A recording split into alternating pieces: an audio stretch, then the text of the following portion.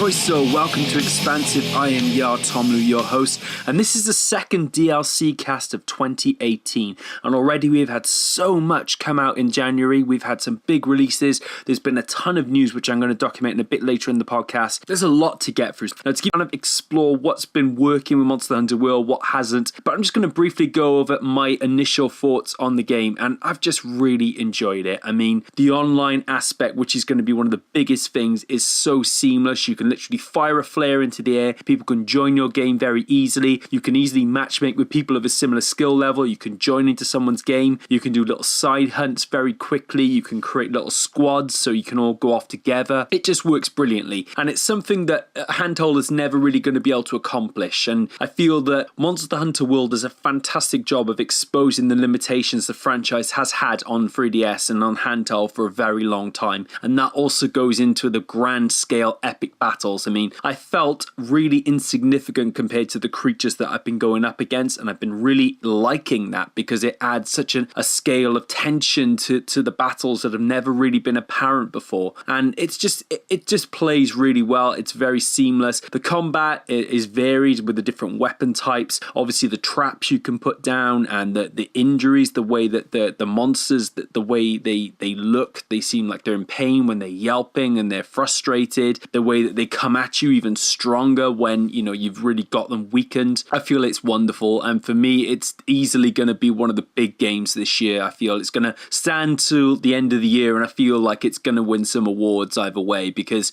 if Capcom can keep the free content updates coming, which is something that we're really big and excited to see how those content updates are going to work, if they can keep those coming, it's going to keep the game fresh, it's going to keep it interesting and exciting, and we're definitely going to be seeing something for the future, no doubt about it. So yeah, we're just going to dive right into the news because there's a lot of it.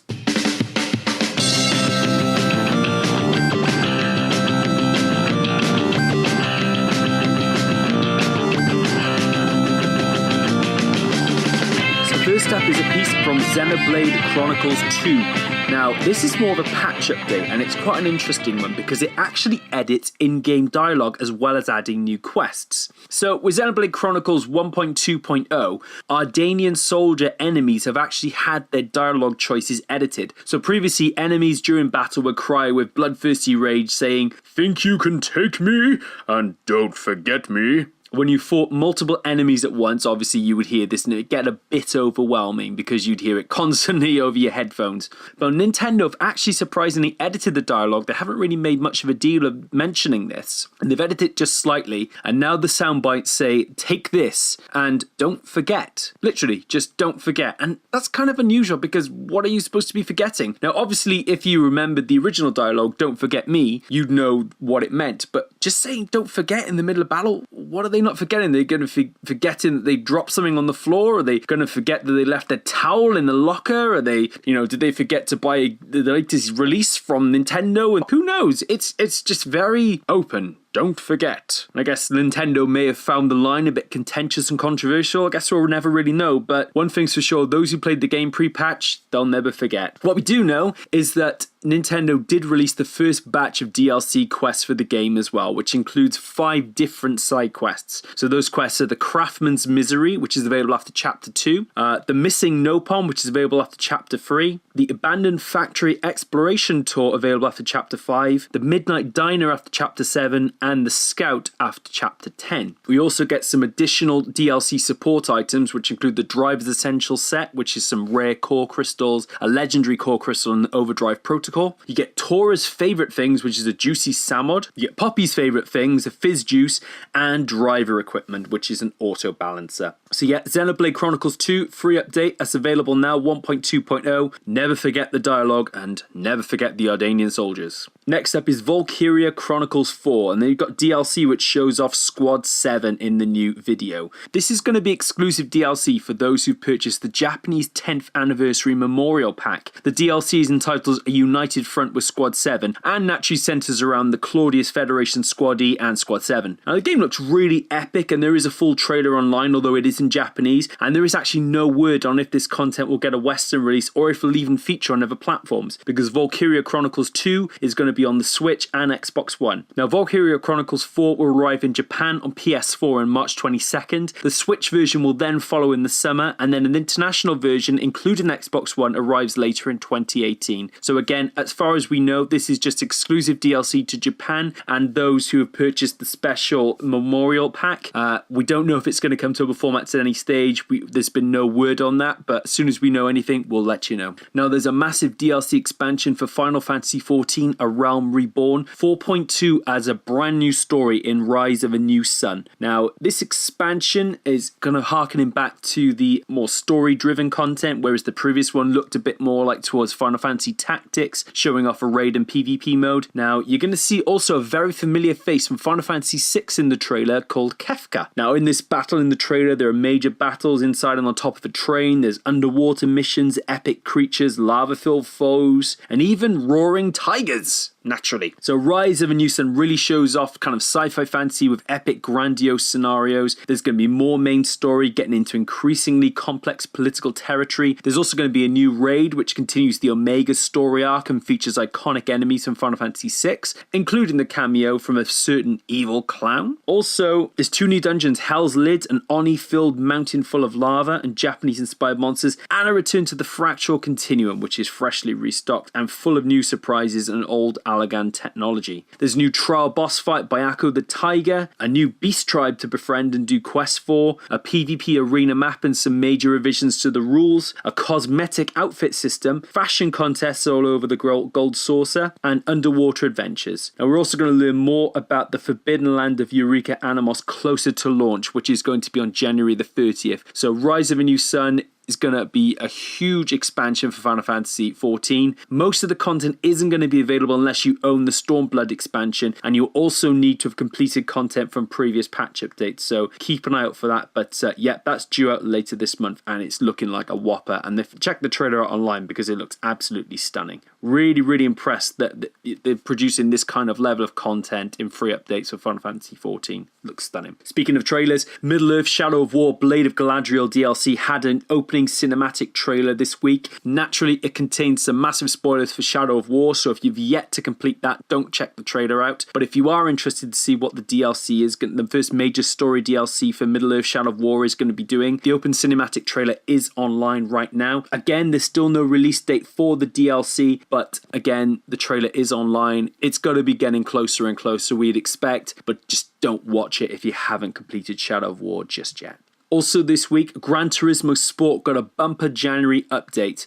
It was following on from December's major update, and it's going to include the often requested Toyota Supra. Now, this image came from the game's creator, Kazunori Yamaguchi, and we do know that the update will include 10 cars in total. So the rest is kind of anyone's guess what they're going to be right now. There's some have guessed Lamborghinis, Ferraris, Fairyland Z's, and maybe even the Viper GTS-T. But this is going to be a free January update for Gran Turismo Sport, and it's out now. We also know that Call of Duty World War II is hosting a month-long Resistance event, and that started January 23rd, and it's going to last until February the 27th. This will add double XP rewards, a demolition mode, and new gear. There will also be a new division added to the game, free for all players. So whenever players gain a level, they'll get a pistol tactical knife combo. They'll also be able to scramble mini-maps of their enemies, gain pistol attachments, and even add a special mini-map for visual clues. Free modes have been added for the Resistance event, including gun game, demolition, and prop hunt.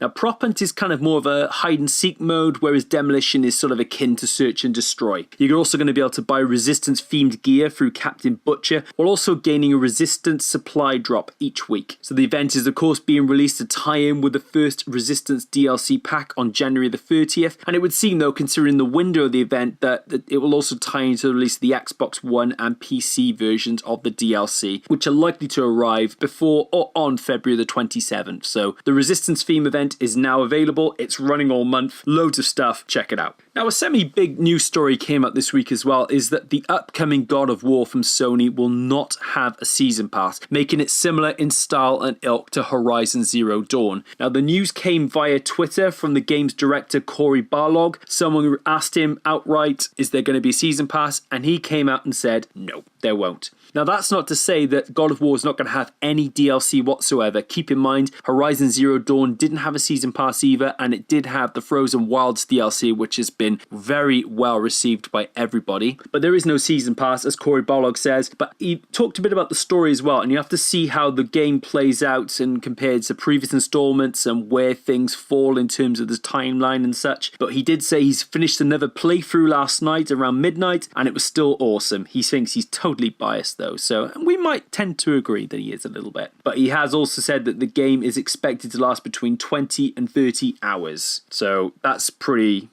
big. Yeah. So it's going to be a pretty epic adventure either way. No season pass, but that's absolutely fine. There is already some DLC technically. If you pre-order the Stonemason edition, there is some extra in-game content. So you get the Death's Vow armor set, the Exile's Guardian Shield. You also get a God of War digital comic, as well as a dynamic PS4 theme. And also, if you get the Stonemason pre-order bonus, you get XP boost in the game and DLC shields free in total. That's going to set you back at $149.99. And we also know now that God of War has an official release date of April the 20th. So not much longer to wait. Again, no confirmed season pass, but don't necessarily rule out any DLC in the future, because I'm certainly not. One game we do know has a season pass and DLC is out now is Assassin's Creed Origins, The Hidden Ones. We've talked about it for a while and it is now available. The first major story DLC for Assassin's Creed Origins. So it follows the event of Origins, as we already mentioned, explores the growth of the Brotherhood. It's set 4 years after the main game, and players will clash with an occupying Roman force in a new region, the Sinai. Now, the level cap has been increased to 45, which again opens up possibilities for new upgrades and customization options. There will also be 4 new legendary weapons, a new outfit, 2 mounts, and multiple weapons, in addition to 2 new levels for crafted gear. There's a full trailer online which you can check out, and again, it's available as part of a season pass, or it can be purchased separately for PS4,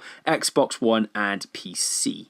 Now, an interesting story emerged this week about Xbox Game Pass. Now, if you don't know what that is, essentially it's a subscription service where you can pay $7.99 a month and you can get access to about 120, 130 different games. Now, admittedly, these games are fairly old. I would say at least over half of them are Xbox 360 games, but you can play them via backwards compatibility. And it's a service which it seems to be doing very well, but it feels like it's in first gear still, until this week. Phil Spencer came out and said that Xbox Game Pass will now add all new Xbox One exclusives on launch day. It's a massive expansion to the Xbox Game Pass service, and basically all Xbox One exclusives, that includes Sea of Thieves, that includes Crackdown 3 and State of Decay 2 as we know it for now, all of those will be available on Xbox Game Pass on launch day. So essentially, if you have the Xbox Game Pass subscription that's $7.99 a month and you have that running, you'll be able to download those games on Xbox Game Pass immediately, as soon as they go out to everyone else. And the update is reflected from the release date of Sea of Thieves on March the 20th.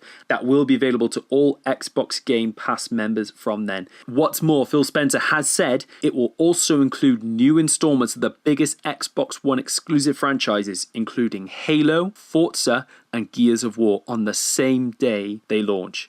Naturally, this is a massive, massive statement of intent from Microsoft, who find themselves competing with Sony's admittedly rather poor PlayStation Now service, which really just has not worked properly since the PlayStation 3 days. I mean, I've tried to play several games on there. They've come out looking horrific. They just don't play very well. It's not the best. It just doesn't look great. And Nintendo are also rumored to be doing a subscription service with Switch whenever their online component does appear. Nothing confirmed about that, of course. Now, Xbox Game Pass did launch in June 2017, and as I said before, it does have a library of 100 games. On there at the moment, you have the likes of Halo 5, ReCore, Gears 4, and Dead Rising 3, and also they do add monthly games, so there is more coming out in February, but as a result, some games do drop off. Now, this is the issue that we have, is that how long is it going to be before games like Sea of Thieves, State of Decay 2, and Crackdown 3 disappear from the Xbox Game Pass service? Are they literally going to be on there for a month, and then they're going to be taken away, replaced by something else? Is that just almost like a month's trial to a certain extent to these major games? Who knows how it's going to work? But this is a huge statement from Microsoft, who essentially want to create a subscription-based service. And by the way, Xbox Game Pass is also available to users on PC. So if you have Xbox Game Pass, you can also download these games on PC as well. That's pretty huge. So essentially you have both copies of that. And it's certainly got to be a wake-up call to Sony and PlayStation now. I mean, as I said before, that's a streaming service that's just never really worked properly. Nintendo have got to be looking at this with an interested eye as well. Microsoft clearly want to kind of address some of the concerns about the Xbox Game Pass. They also want to evolve the market, and this is certainly, I would say, the first step to evolving that market. What happens to physical releases? Is anyone going to buy the physical copy anymore? Is there going to be some sort of reward for people that do buy physical copies now? This is a huge change for the market in a big way, and I'm very interested to see where this goes, how competitors react to this, if they react to this, if it falls on its ass and they don't need to react to this. Whatever happens, Microsoft have also said that they're coming to E3 this year to really improve, and they're going to essentially make up all the problems that people have been throwing at them the last 12 months to 18 months to longer if you go back to as far as the Xbox One's launch. But Phil Spencer has really come in, you know, he's changed Xbox One's fortunes. This was a system that was doomed to die essentially when it first launched. The amount of controversy that surrounded it launched on the back foot, there's no question about it, and they've been playing catch up ever since. Sony have basically walked this gen. They haven't really had that competition, but Phil Spencer has at least tried to make it a bit of a struggle for them, and certainly this is a big move and potentially sows the seeds for whatever they decide to do next gen. This could be the beginning of that conversation, whatever it turns out to be. But yeah, big move for Microsoft this week with Xbox Game Pass. Very excited to get more information on that as the weeks go by. Another game with a bit of controversy is Sonic Forces. Has got the ire of Sonic and Sega fans. Hasn't really done what Sega wanted it to do. Funnily enough, Sonic Mania, the game that had less resources on it, has actually gone and done magnificently. Sonic Forces has had most of Sega's staff on it and has kind of not done so well. But they released a Super Sonic DLC last month for free, and it was apparently going to be turned premium at the end of January. So it's kind of rewarding people who already own the game. They can get a free DLC. If people buy it later on, they have to pay for it. However, the Sonic the Hedgehog Twitter account came forward this week and basically said, you know what, actually forget all that, save your $2, you can just have the DLC free forever. There's going to be absolutely no charge attached to the Super Sonic DLC. It was going to be $2 as we said, it's no longer going to be premium, it's just going to be free content that's added to the game. So that's pretty cool. And also Sonic Forces players did actually have a free in-game Sonic t-shirt back in November, which was kind of a spin on a meme that went a bit viral online. But yeah, this DLC essentially adds classic and modern versions of Super Sonic to the game as a free download, and it's going to be a free download forever. Yay.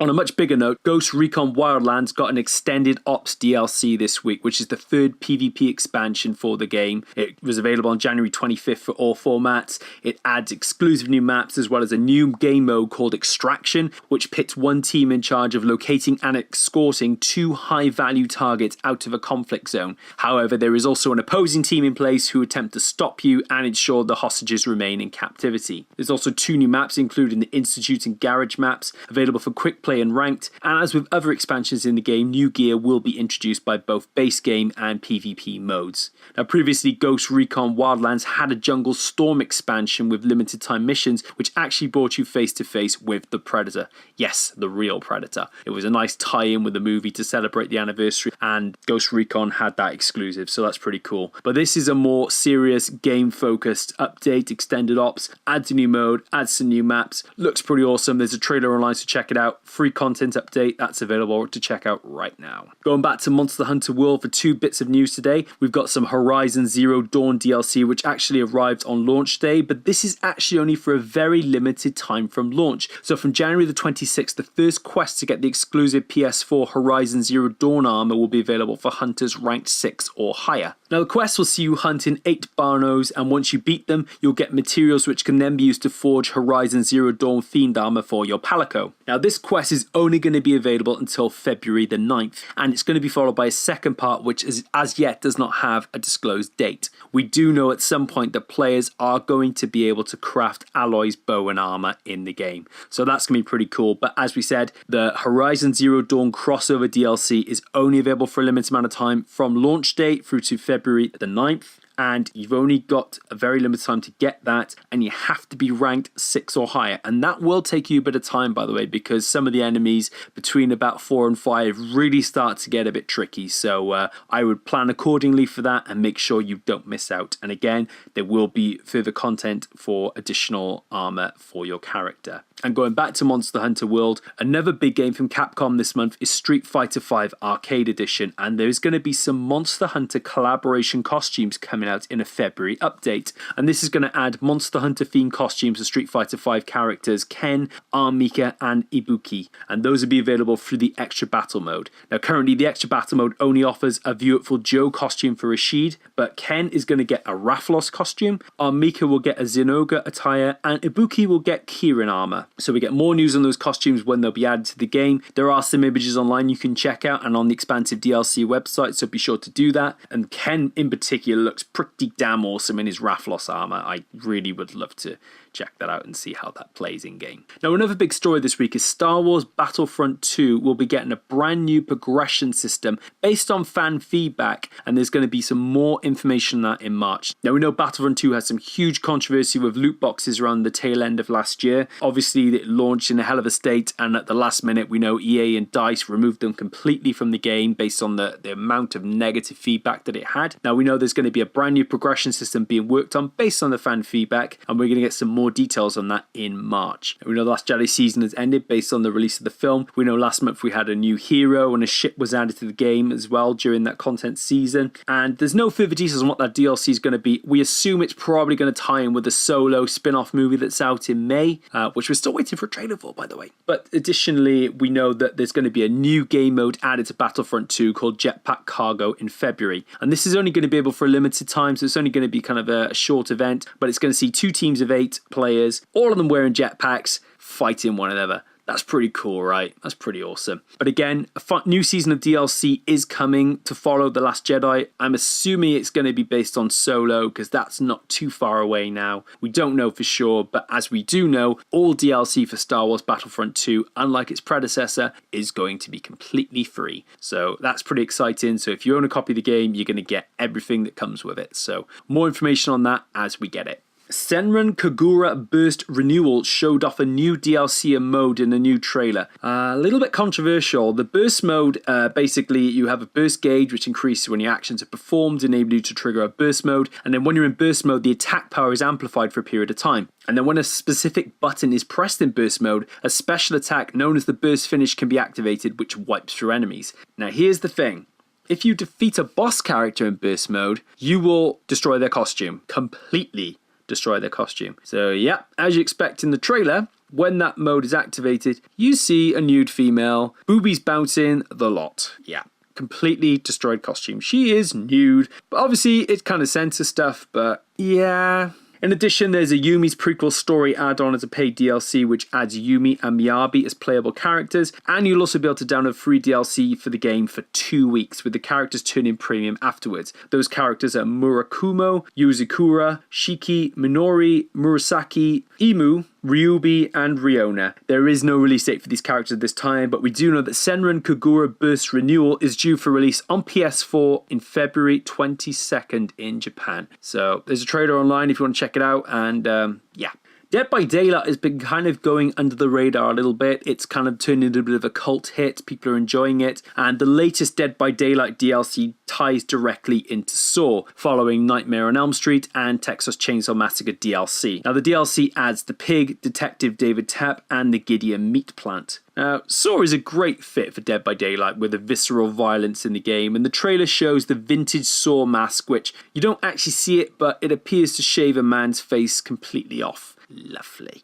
Both characters have 3 unique perks, with the pig offering Hangman's Trick, Surveillance, and Make Your Choice. Meanwhile, Detective Tap has Tenacity, Detective's Hunch, and Stakeout, which helps him out in high-pressure scenarios. Meanwhile, Pig will be hunting players out in an abattoir. Now, that DLC is up on Steam for £5.19, which you can pick up right now.